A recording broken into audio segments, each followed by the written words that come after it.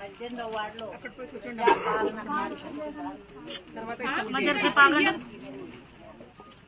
Municipal సిబ్బంది మరి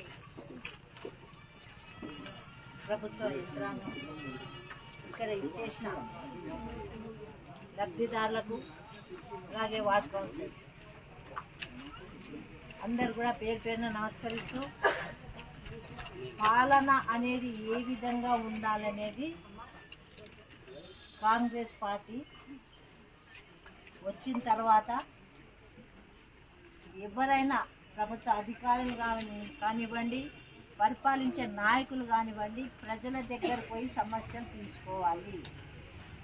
సోనియా గాంధీ గారు, రాహుల్ గాంధీ గారు, ప్రియాంక గాంధీ గారు, అలాగే మన ముఖ్యమంత్రి రేవంత్ రెడ్డి గారి ఆదేశాల మేరకు రాష్ట్రమంతా కూడా ఇలాంటి కార్యక్రమాలు ఏర్పాటు చేయించండి.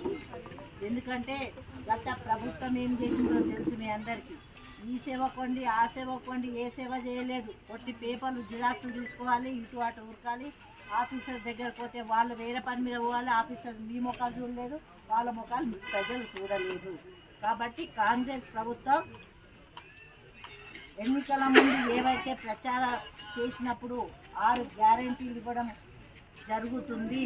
ప్రజలకి ఏవేవి అవసరమయ్యేది భారత్ జోడో యాత్రలో రాహుల్ గాంధీ గారు పాదయాత్ర చేసి ప్రతి ఒక్క సమస్య కూడా కళ్ళతో చెవులతో విని చేసిన పథకాలు ఇవి. నువ్వు చెప్తే నేను చెప్తే ఎవరో చెప్తే చేయలేదు.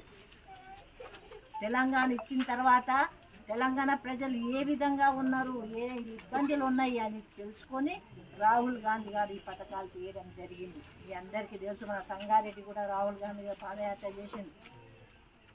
మరి ఈరోజు ముఖ్యమంత్రి రేవంత్ రెడ్డి గారు ఏం చెప్పిండ్రో తెలుసా? మేము పాలకులము కాదు, సేవ.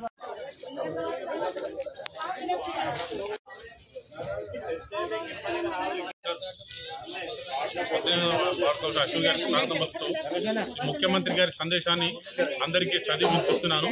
ఒకసారి అందరూ వినండి. అందరికీ నమస్కారం. ప్రజా పాలనను కోరుకొని ప్రజాస్వామ్యాన్ని అందుకున్నందుకు మీ అందరికీ మరోసారి హృదయపూర్వక ధన్యవాదాలు.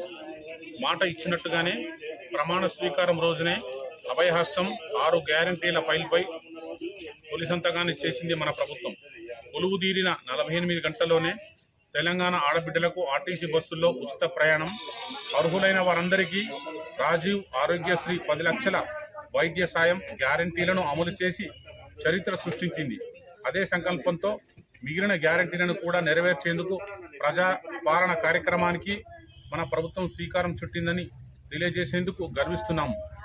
చివరి వరుసలో ఉన్న పేదవారికి కూడా సంక్షేమ పథకాలు అందినప్పుడే ఈ రాష్ట్రం, దేశం అభివృద్ధి చెందుతుంది. ప్రజా పాలన ఉద్దేశం నిస్సహాయులకు సాయం చేయటమే. స్వయంగా ప్రభుత్వమే ఇవాళ మీ ఊరికి, మీ ఇంటికి వచ్చింది. మహాలక్ష్మి, రైతు భరోసా, గృహజ్యోతి, ఇందిరమ్మ ఇండ్లు, చేయూత పథకాల కోసం అర్హులైన ప్రతి ఒక్కరి నుంచి దరఖాస్తులను స్వీకరిస్తోంది. ఈ మహత్తర అవకాశాన్ని మీ అందరూ సద్వినియోగం చేసుకుంటారని, ప్రజా ప్రభుత్వం తలపెట్టిన సంక్షేమ యజ్ఞంలో భాగస్వాములవుతారని కోరుకుంటున్నాము. కృతజ్ఞతతో మీ రేవంత్ రెడ్డి, ముఖ్యమంత్రి, తెలంగాణ రాష్ట్రం.